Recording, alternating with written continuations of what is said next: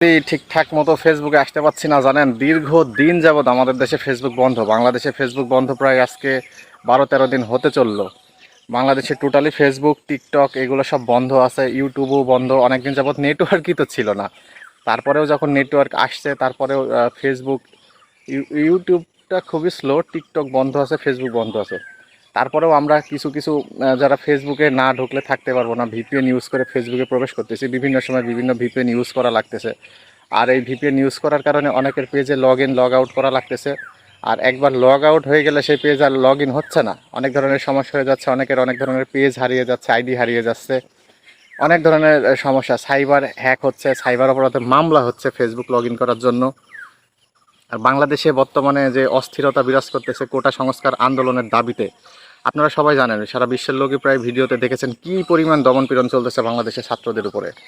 মানে এর তীব্র নিন্দা জানায়। মন থেকে আসলে ফেসবুকে ঢুকলে তাদের উপরে যে অমানবিক নির্যাতন চালিয়েছে বাংলাদেশ সরকার, বাংলাদেশের প্রশাসন, সেটা দেখে কষ্টতে বুকটা ফেটে যাচ্ছে। ফেসবুকের ঢুকতেই ইচ্ছা করতেছে না, মানে যাতা অবস্থা। আর দেশের পরিস্থিতি বর্তমানে ছাত্রদের, আমাদের বাংলাদেশ একটা গণতান্ত্রিক রাষ্ট্র হলে এখানে গণতন্ত্রের ছোঁয়া মাত্রও নাই। আপনি সত্য কথা বলতে যাবেন ভাই, আপনি অপরাধী। এখানে হচ্ছে আপনি একটা আন্দোলন করতে পারবেন না। ছাত্ররা মাঠে নেবে তাদের একটা দাবি জানানোর জন্য, মাঠে নেমেছিল আন্দোলন করার জন্য।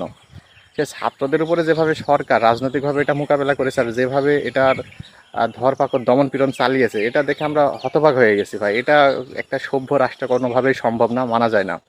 আর বাংলাদেশের প্রশাসনও সরকারের নির্দেশনা সঠিকভাবে পালন করছে, কারণ সরকার যা বলবে প্রশাসনকে তো তাই করতে হবে, কারণ তাদের গদি রক্ষার্থে সরকারের হুকুম তাদেরকে মানতেই হবে।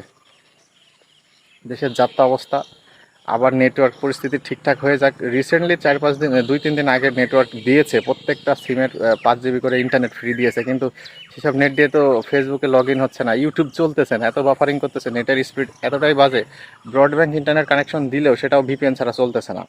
আর সেটার অবস্থা এতটাই স্লো যে মানে 1G 2G নেটওয়ার্কের থেকে ভালো পারফর্ম করে। তো কী বলবো, আপনারা আমার সাথে থাকুন, দেশের পরিস্থিতি আবার স্বাভাবিক হোক, আবার ভিডিও আসবে আপনাদের জন্য। আপনারা যেভাবে আমার পাশে ছিলেন অবশ্যই সেভাবে পাশে থেকে যাবেন।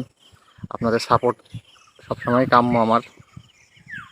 মন মানসিকতার অবস্থা খুব একটা ভালো নয়, কারণ দেশের পরিস্থিতি ভালো না থাকলে, ছাত্রদের অবস্থা ভালো না থাকলে ভাই আমরা তো আর সেই বয়সী না, আমরা তো বুড়া হয়ে যাইনি। কারণ আমাদের ছাত্র জীবন মাত্রই আমরা শেষ করেছি, কিন্তু আমাদের ছোট ভাই যারা এখনও লেখাপড়া করতেছে, যারা ছাত্র আছে, যারা দমন পীড়নের শিকার হচ্ছে, যারা এখন পর্যন্ত পুলিশে ধরে নিয়ে যাচ্ছে, ঠিকঠাক মতো বাইরে চলে যাইতে পারছে না, এখনও দেশে শাটডাউন, লকডাউন, কারফিউ চলতেছে, দেশের পরিস্থিতি কী হতে পারে সেটা চিন্তা করেন। তো সবাই আমার সাথে থাকবেন, সবার জন্য ভালোবাসা অন্তরস্থল থেকে। বাই।